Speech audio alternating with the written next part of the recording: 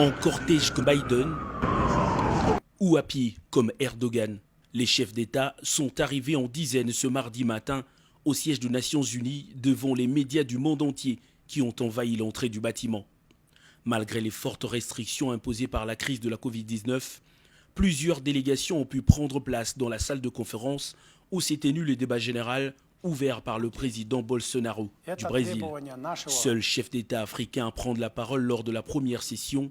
Félix-Antoine Tshisekedi a d'entrée de jeu fait un état des lieux de la situation provoquée par la crise de la Covid-19 en revenant sur les dispositions prises par les pays africains, notamment le sien, pour protéger les populations contre la montée vertigineuse des cas de contamination dès les premiers instants. Le président Tshisekedi a quant à ce rassuré de l'engagement de la République démocratique du Congo à travailler avec d'autres États membres dans un esprit de coopération pour promouvoir la santé et le bien-être général.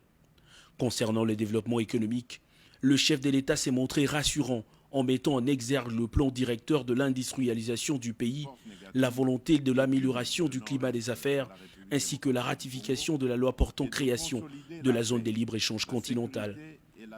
Le président en exercice de l'Union africaine a aussi plaidé pour la levée de sanctions économiques contre le Zimbabwe afin de le permettre de jouer sa partition dans cette dynamique d'intégration économique. La République démocratique du Congo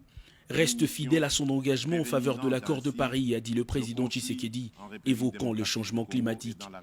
Les problèmes de sécurité et terrorisme ont également été soulignés par le président en exercice de l'Union africaine comme des maux préoccupants du continent africain.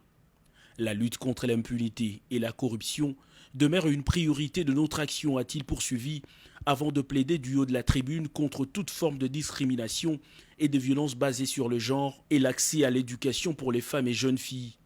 De quoi rassurer la première dame Denise Nyakero Tshisekedi, fervente défenseur de droits des femmes, présente dans la salle.